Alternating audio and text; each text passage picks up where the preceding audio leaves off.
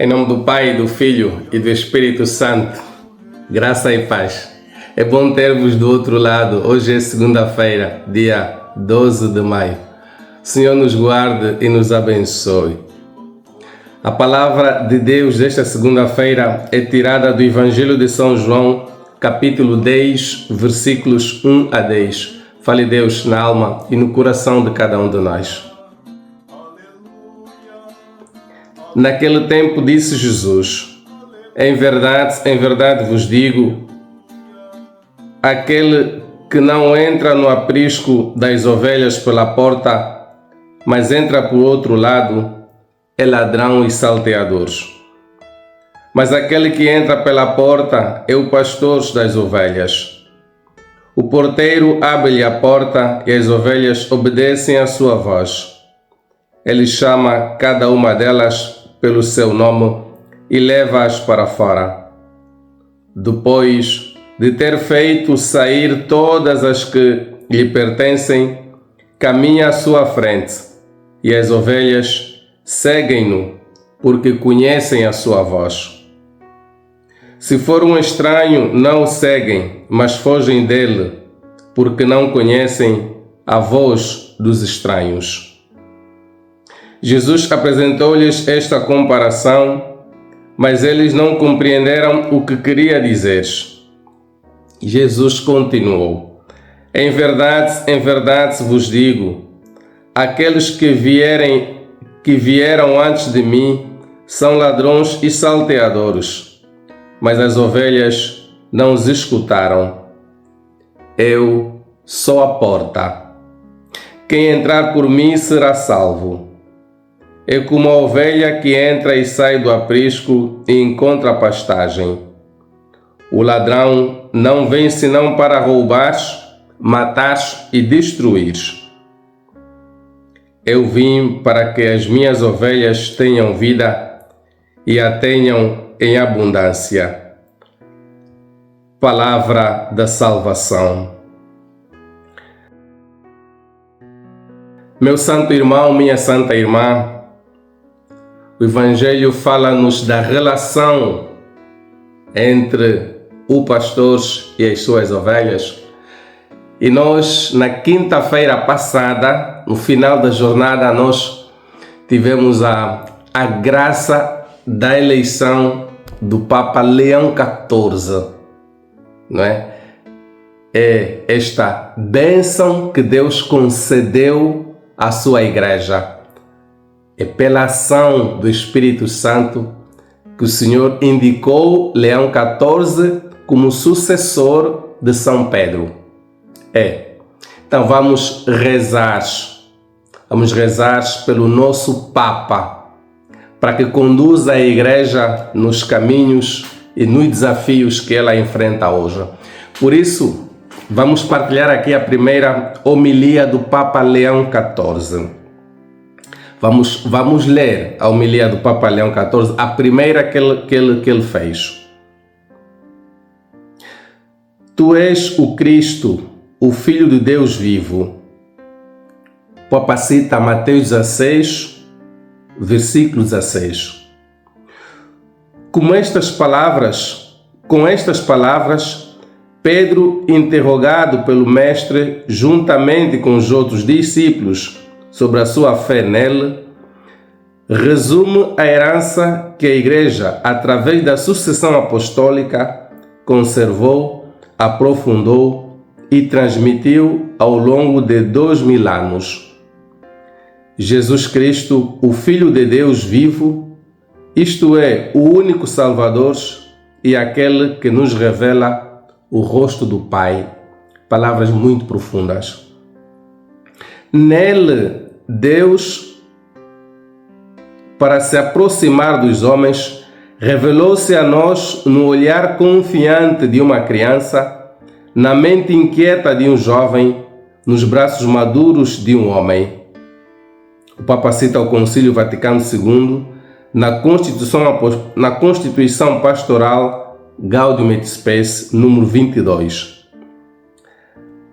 Até aparecer ao seu povo, depois da ressurreição, com seu corpo glorificado, Ele, Jesus, nos mostrou assim um modelo de humanidade santa que todos podemos imitar, juntamente com a promessa de um destino eterno que, no entanto, ultrapassa todos os nossos limites e capacidades. Pedro, em sua resposta, abraça ambos, o dom de Deus e o caminho que se deve seguir para se deixar transformar, dimensões inseparáveis da salvação confiadas à Igreja para proclamar para o bem da humanidade. Ele os confia a nós, escolhidos por Ele antes de sermos formados no ventre materno. Jeremias, capítulo 1, versículo 5. Regenerados na água do batismo, e além dos nossos limites e sem mérito algum, conduzidos até aqui e daqui enviados, para que o Evangelho seja anunciado a todas as criaturas. Marcos capítulo 16, versículo 15. Deus, de modo particular, diz o Papa Leão XIV, chamando-me através do teu voto para suceder ao primeiro dos apóstolos, confia-me este tesouro, para que, com a tua ajuda, eu possa ser o fiel administrador para todo o corpo místico da Igreja, para que seja cada vez mais a cidade edificada sobre o monte. Apocalipse 21, 10. A arca de salvação que navega pelas marés da história, farol que ilumina as noites do mundo. E isto não se deve tanto à magnificência das suas estruturas e à grandeza das suas construções, como os monumentos em que nos encontramos, mas sim à santidade dos seus membros, daquele corpo habilitado a anunciar as maravilhas daquele que os chamou das trevas para a luz admirável. Primeira carta de São Pedro, capítulo 2, versículo 9. Entretanto, acima da conversa em que Pedro faz sua profissão de fé, há outra questão. O que as pessoas estão dizendo, pergunta Jesus, sobre o Filho do Homem? Quem eles dizem que é? Mateus 16, 13. Não é uma questão trivial. Pelo contrário, diz respeito a um aspecto importante do nosso ministério, a realidade em que vivemos, com seus limites e suas potencialidades, suas questões e suas convicções. O que dizem os homens sobre o Filho do Homem? Quem dizem que é? Pensando na cena que estamos refletindo, podemos encontrar suas respostas possíveis para essa pergunta que esboçam duas atitudes. Primeiro, a resposta do mundo. Mateus destaca que a conversa entre Jesus e seus seguidores sobre sua identidade acontece na bela cidade de Cesareia de Filipe, rica em palácios luxuosos, situada em um cenário natural encantador aos pés do Monte Hermon, mas também sede de círculos cruéis de poder e palco de traições e infidelidades. Esta imagem fala a um mundo que considera Jesus uma pessoa de total insignificância, no máximo um personagem curioso que pode causar espanto com seu modo inusitado de falar e agir. E assim, quando a sua presença se torna incômoda devido às exigências de honestidade e moralidade que ele exige, este mundo não hesitará em rejeitá-lo e eliminá-lo. Há também outra resposta possível para a pergunta de Jesus, a das pessoas comuns. Para eles, o Nazareno não é um charlatão, é um homem íntegro, um homem corajoso, que fala bem e diz coisas justas, como outras grandes profecias da história de Israel. É por isso que eles seguem esse caminho, esse caminho, pelo menos até onde podem, sem muitos riscos e inconveniências. Mas eles o consideram apenas um homem, e por isso, no momento do perigo, durante a paixão, também eles o abandonam e vão embora desiludidos. A relevância dessas duas atitudes é impressionante. Ambas incorporam ideias que podemos encontrar facilmente, talvez expressas em linguagem diferente, mas idênticas em substância, na boca de muitos homens e mulheres deste nosso tempo. Hoje, também há muitos contextos em que a fé cristã é considerada absurda, algo para pessoas fracas e pouco inteligentes, contextos em que outras opções de segurança são proferidas a que ela oferece, como tecnologia, dinheiro, sucesso, poder ou prazer. Estamos falando de ambientes onde não é fácil testemunhar e proclamar o Evangelho, e onde aqueles que creem são ridicularizados, impedidos, desprezados ou, na melhor das hipóteses, tolerados e lamentados. E, no entanto, precisamos por isso. Estes são os lugares onde a missão é mais urgente, porque a falta de fé muitas vezes traz consigo tragédias como a perda do sentido da